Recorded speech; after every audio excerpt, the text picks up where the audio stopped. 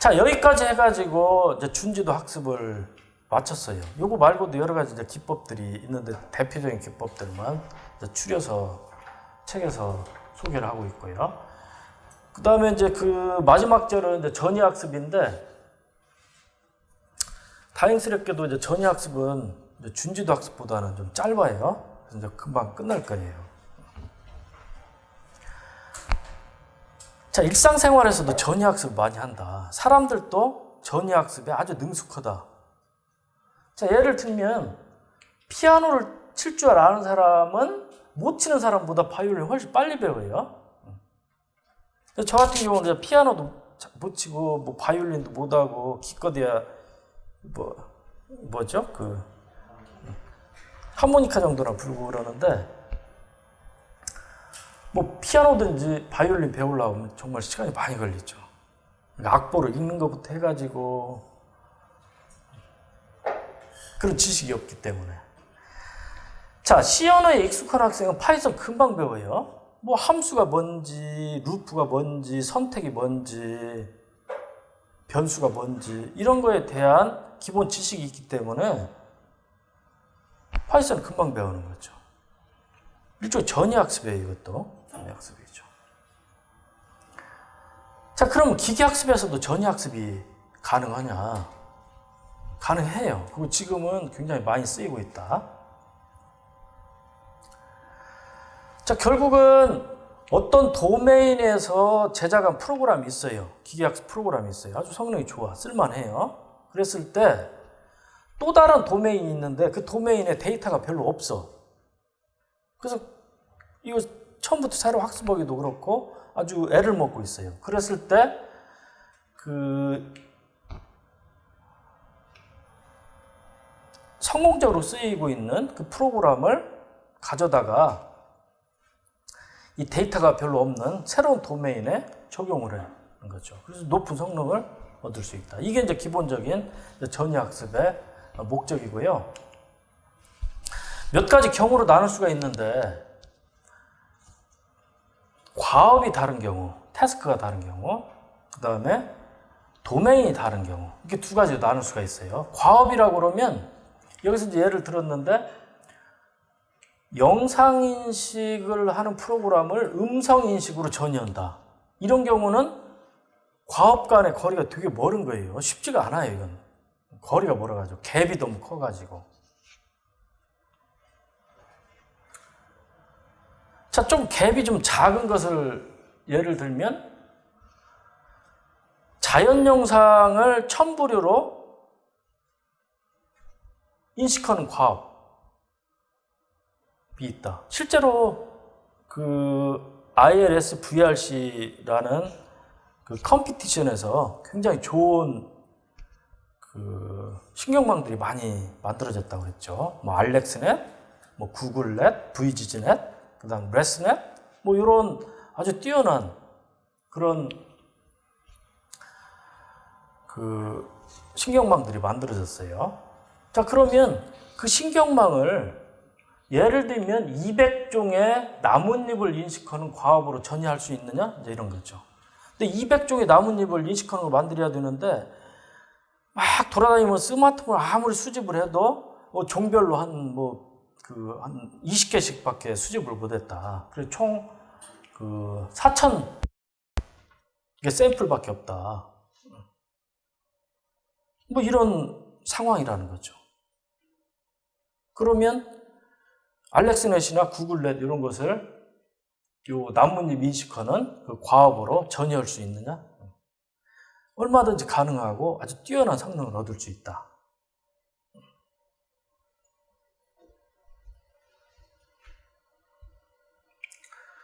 자, 그 다음에 이제 도메인이 달라지는 경우는 과업은 같아요. 즉,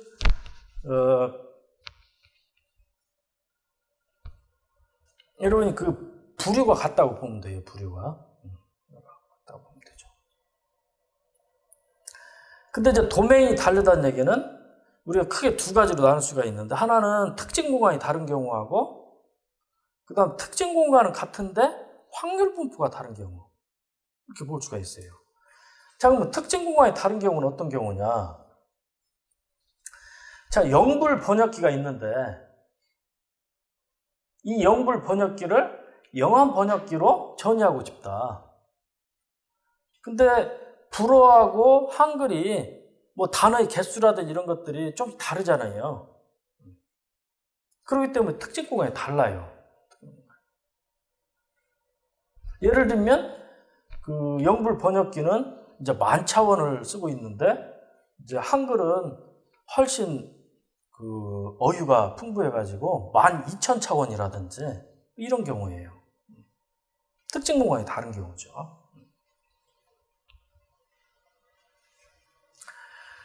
그 다음에 이제 특징 공간은 같은데 이제 확률 분포가 다른 경우. 자, 예를 들면 우리가 그 숫자 인식기를 만든다. 근데 숫자 샘플이 뭐 28바 28 특징 맵으로 만들어졌다. 그럼 28바 28이니까 이게 이제 784차원일 거란 말이에요. 근데 이게 한국인이 쓴 것도 784차원이고 인도 사람이 쓴 것도 784차원이고 그러니까 특징 공간은 같아요. 단 샘플들이 분포하는 확률이 다른 거죠. 왜 그러냐면 필기 습관이 좀 다르잖아요. 그래서 한국이 쓴 것은 어떤 요런 모양이 많이 발생해서 확률이 높은데 인도 사람들은 그런 그 패턴을 안 쓰기 때문에 뭐 그런 패턴은 좀 작고 대신에 뭐 한국인들이 안 쓰는 필기 습관이 있어서 좀 다른 어떤 패턴들이 확률이 높다. 뭐 이런 상황이에요.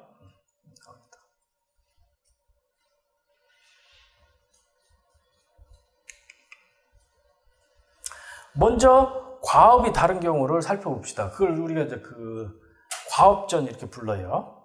트랜스퍼 러닝 중에서도 타스크 트랜스퍼죠. 타스크 트랜스퍼 과업전이죠. 대표적인 게 ILS VRC 대위에서 만들어진 아주 성능이 좋은 그런 컨볼루션 신경망들이다. 자, 알렉스넷은 2012년도 대회에서 우승을 했어요. 아주 놀라운 성능을 발휘를 했다고 그랬어요. 그리고 그때부터 이게 자연 영상을 컨볼루션 신경망으로 이 정도로 놀라운 성능으로 되는구나. 이걸 사람들이 알게 된 거죠.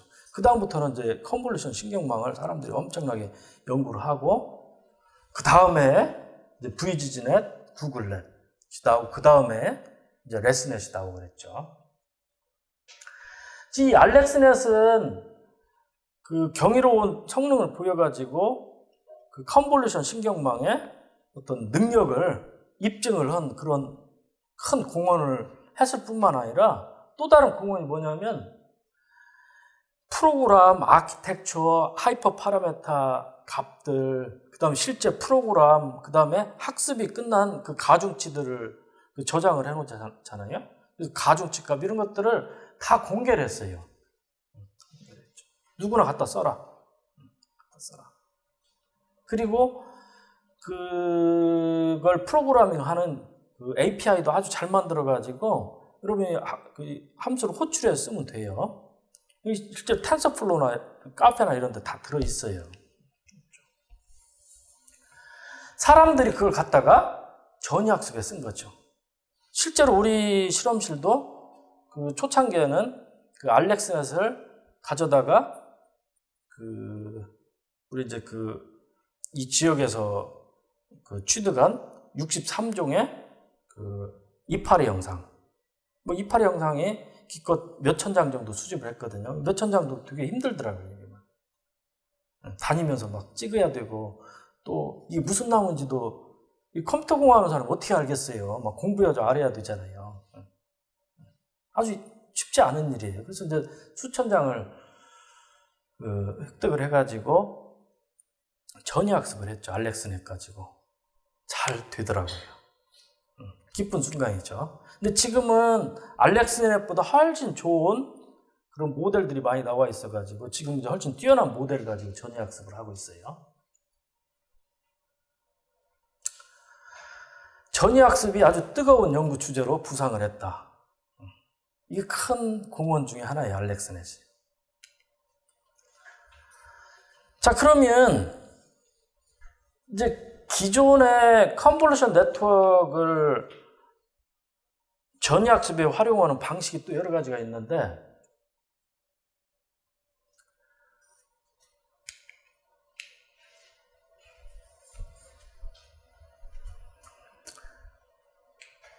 자, 이게 그 알렉스넷이라고 생각을 한번 해봅시다. 구글넷도 좋고 레스넷도 좋고 그래요. 그래서 입력층에는 이제 자연 영상에 들어가고, 그 다음 출력층에는 1000부류니까 5원부터 5000까지 그 노드가 이제 1000개인 그런 출력 벡터가 나오죠. 그리고 이 앞쪽은 이제 컨볼루션이 이루어지는 이제 특징 추출 부분이고, 이 뒤쪽은 이제 fully connected 돼 있는 그 MLP가 붙어가지고 이제 학습이 이루어진 거죠. 이게 이제 그 공개가 돼 있다는 거죠.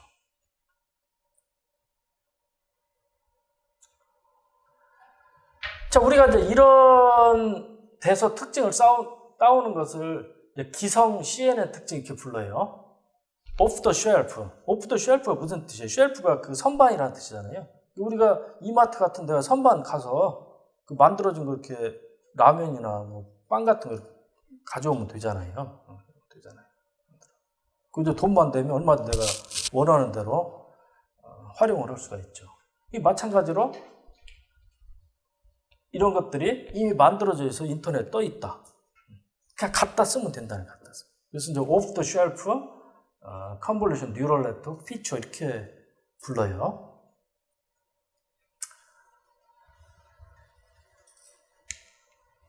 크게 나눠보면 이제 동결 방식하고 프리징 방식하고 그 다음에 미세 조정 방식 이렇게 나눌 수가 있는데, 파인 튜닝 방식. 동결 방식은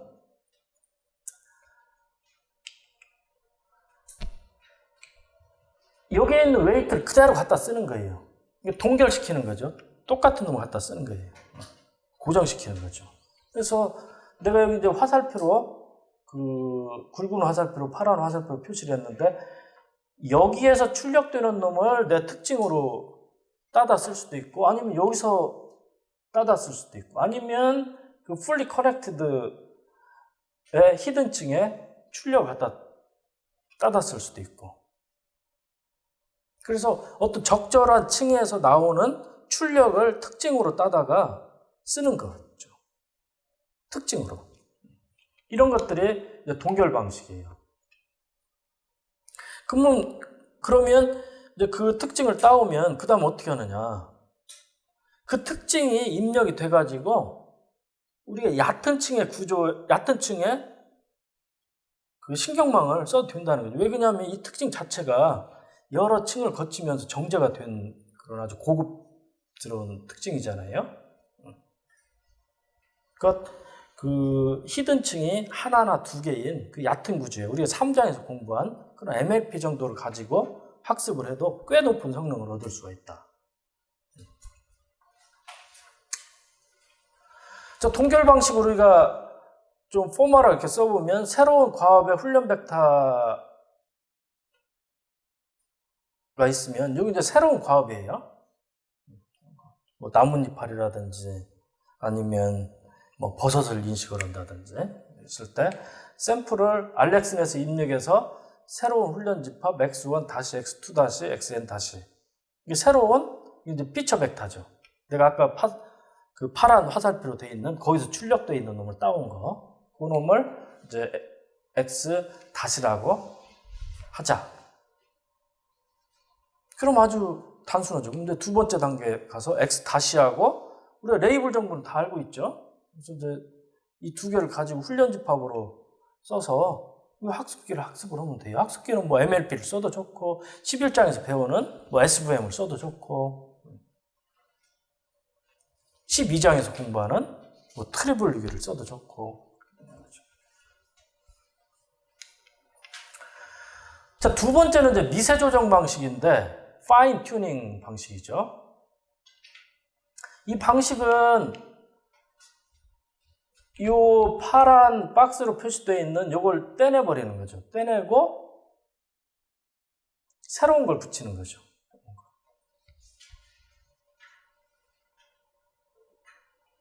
새로운 걸 붙이는데 이때 여러분 이제 주의할 게 원래 것은 우리가 그 ILS VRC에서 만들어진 신경망을 쓴다고 그러면 이게 이제 1000부류니까 그 노드가 1000개가 있잖아요. 근데 나뭇잎파리가 63종이 있다고 그러면 이제 여기는 노드가 63개로 재설정이 돼야 돼요. 재설정이 되고 이제 히든층에 그 노드 개수도 여러분이 원하는 대로 세팅을 하고 이렇게 하면 되죠. 그러고 여기 특징 출출을 하는 이 부분에 가중치는 그대로 두고 그 다음에 여기 새로 붙인 이 곳에 가중치는 초기화를 하고 초기화하는 방법은 우리가 앞에서 배웠죠. 5장에서. 그래서 보통 이제 그 난수를 생성해 가지고 그 범위를 잘 설정을 해야 된다고 그랬죠. 그것도 오늘 퀴즈 나왔네. 범위예요, 다. 범위. 뭐 거기서 배웠잖아요. 그 우리가 뭐 균등 난수나 가우션 난수나 그건 별로 중요하지 않고 단 이 범위를 얼마로 할 건지는 굉장히 중요하다고 그랬잖아요. 그래서 뭐 그 범위를 정하는 몇 가지 규칙 같은 것들이 이제 논문에 나오고 그랬죠. 그래서 그 규칙대로 여기 난수를 생성해서 초기화를 하는 거죠. 그리고 그 상태에서 학습을 다시 하는 거예요. 학습을. 이 전체를. 그러니까 여기에 있던 가중치도 약간 바뀌어요. 바뀌는 거죠. 근데 그게 확 바뀌어버리면 안 되죠. 왜 그러냐면 지금 얘는 그 이적 학습을 할 때 꽤 정제된 그런 특징을 추출하게 학습이 됐잖아요. 그 놈은 대체적으로 유지를 해야 되죠. 그래서 여기는 학습률을 좀 되게 낮게 해가지고 바뀌더라도 조금만 바뀌게 하고, 그리고 여기는 학습률을 크게 해가지고 여기는 완전히 그 난수를 생성을 했으니까 그래서 완전히 처음부터 다시 학습을 하는 방식으로 학습을 하고. 그래서 여러분이 주의할 것은 여기 이제 출력 벡터의 개수를 잘 하고 히든 노드의 개수도 적절하게 설정을 하고 그 다음 학습률 여기는 좀 낮게 하고 여기는 적절하게 처음부터 학습하는 것처럼 학습률을 설정을 하고 그래서 전체를 새로 학습을 한다. 즉 미세 조정을 하는 거죠. 미세 조정. 이제 이런 방식도 있고 그래요.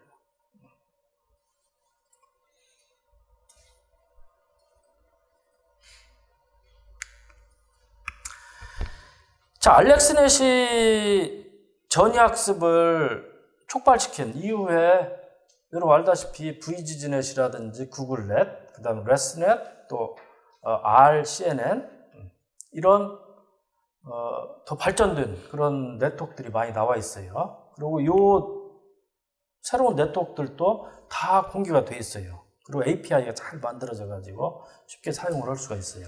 그래서 여러분은 이것들 중에서 이제 적절한 여러분 문제에 잘 맞는 걸 선택을 해가지고 전이학습을 하면 된다.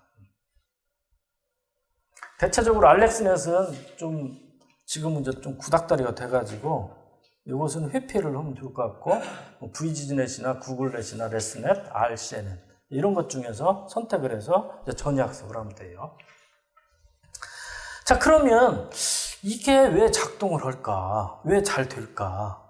잘 돼요. 실제 실험을 해보면 많은 그런 실험 결과 많이 있죠. 그럼 이게 왜 잘 될까? 그러면 하나의 설명은 우리가 앞에서 그 가시화를 했을 때처럼 이 앞부분은 어떤 도메인에 무관하게 이게 얼굴이건 뭐 자연 영상이건 비슷비슷한 어떤 필터들이 만들어진다고 그랬죠. 그런 것들이 하나의 힌트죠.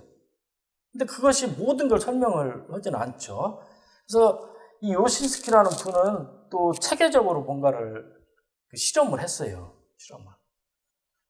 그래서 궁금하신 분은 뭐 논문을 살펴보고 책에는 간략하게 어떤 식의 실험을 했고 그 다음에 어떤 결과를 얻었는지 그런 것들이 요약돼서 들어있고요. 더 깊이 알고 싶으면 논문을 읽어보셔야 돼요. 노력은 했지만 여전히 이제 불충분하다. 그래서 여러분 중에 누가 좀 획기적인 왜 이게 잘 작동하는지를 설명하는 굉장히 그 원리가 탄탄하고 이론이 탄탄한 뭐 그런 연구를 해도 좋겠다 이런 생각이 들어요.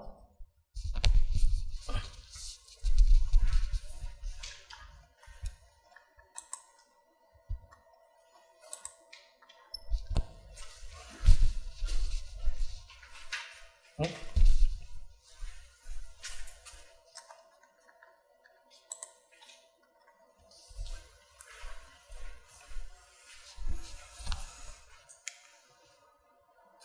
자, 두 번째 이제 도메인 전인데 과업은 같아요. 과업은 같은데 그 도메인이 다른 경우.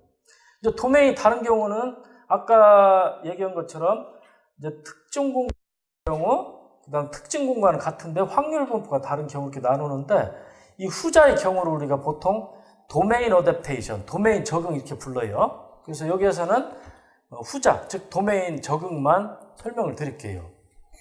자, 도메인 적응은 이런 상황을 생각을 하면 되죠. 도메인 1은 나뭇잎파리를 따가지고 이제 고립이 되죠, 이제 나뭇잎파리가. 그러고 적절한 어떤 배경에다 놓고 찍은 샘플들. 도메인 2는 나뭇잎파리에 붙은 채로 그냥 찍은 샘플들.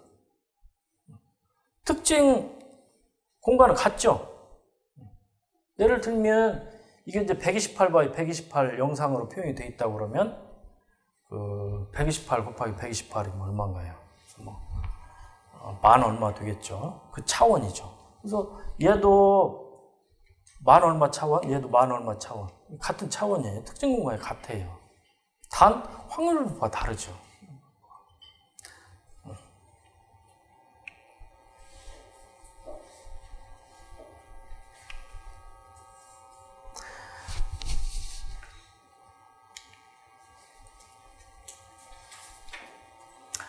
도메인 전이는 원천 도메인이 있고, 즉 소스 도메인.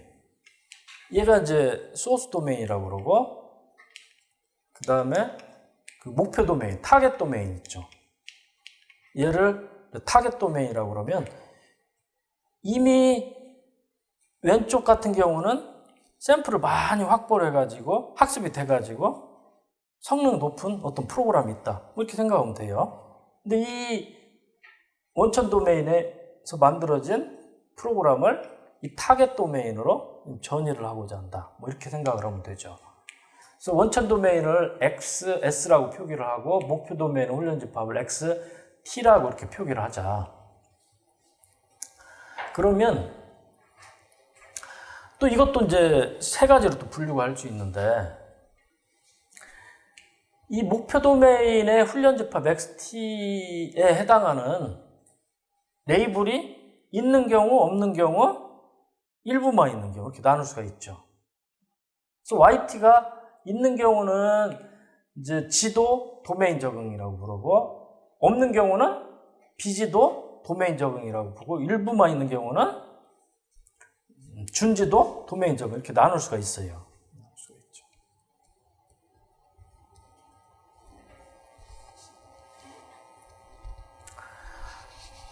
자, 책에서는 이제 2009년도에 발표된 논문 방법하고 2016년도에 그 확장한 방법, 이 두 가지를 간략하게 설명을 하고 마칩니다.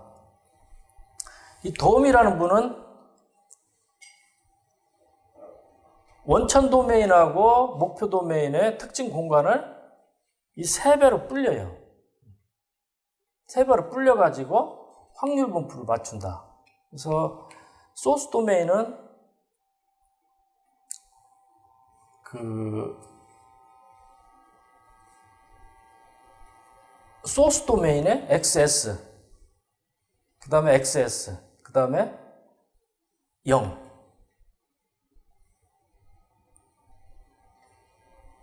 예를 들어서 3차원이라고 그러면 그냥 원래 그 3차원, 그 다음에 또 얘도 3차원인데 얘는 전부 0값을 갖는 뭐 이런 식으로 확장을 하는 거예요. 그 다음에 목표 도메인은 이 3차원, 0값을 갖는 3차원, 그 다음에 원래 거 이렇게 확장을 하는 거죠. 이렇게 해가지고 그 두 도메인의 확률 분포를 적절하게 대략 이렇게 맞춰가지고 학습을 하는 이런 방법을 제안을 했고, 선이라는 분은 이 덤이라는 분 그것을 비지도 학습 도메인 적응으로 이제 확장을 했는데, 자 예를 들어 가지고 이 파란 점들이 원천 도메인의 샘플들이다. 그리고 이제 빨간 점들이 목표 도메인의 점들이다. 확률 분포가 좀 다르죠. 그러니까 결국은 확률 분포를 둘을 이렇게 맞추는 이 작업이 핵심인데, 이 선이라는 분은 어떻게 맞췄냐면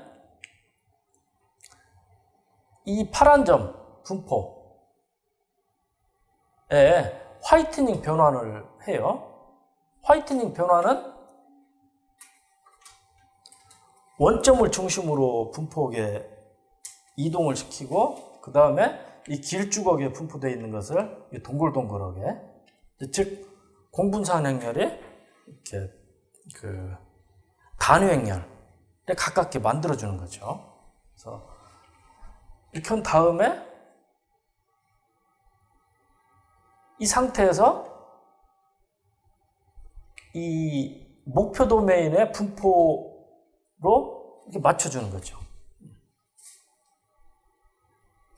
정교화를 한 다음에 목표 도메인 분포로 변환을 해주는 그런 셈이죠.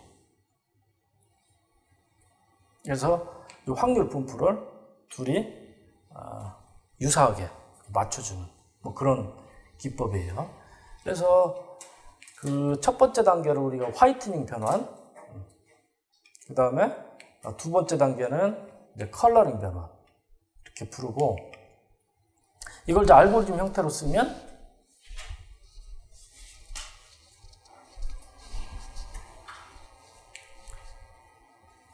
원천 도메인의 공분산 행렬을 1번 라인에서 구하고, 그 다음에 목표 도메인의 공분산 행렬을 2번 라인에서 구하고, 3번 라인에서는 원천 도메인의 공분산 행렬에 마이너스 2분의 1승을 해서 화이트닝 변환을 해준다.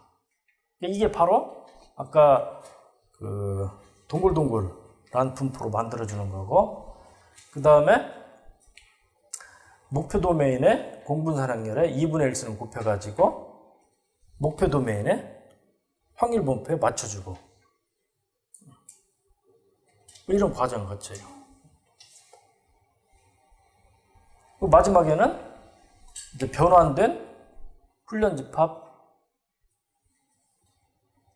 XS 스타, 이게 출력으로 나오죠. 이제 이거하고 네이블 정보를 가지고 이제 학습기를 학습하고 목표 도메인에 활용하고, 뭐 이런 절차를 거치는 거죠.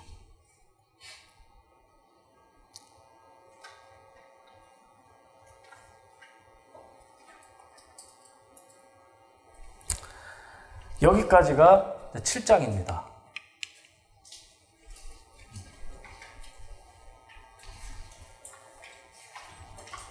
여러분도 여기에 있는 기법들을 활용을 해가지고 전이학습을 해서 여러분이 갖고 있는 문제들을 높은 성능으로 이렇게 풀어내고 이런 활용 사례가 많이 발생했으면 하는 바람이고요.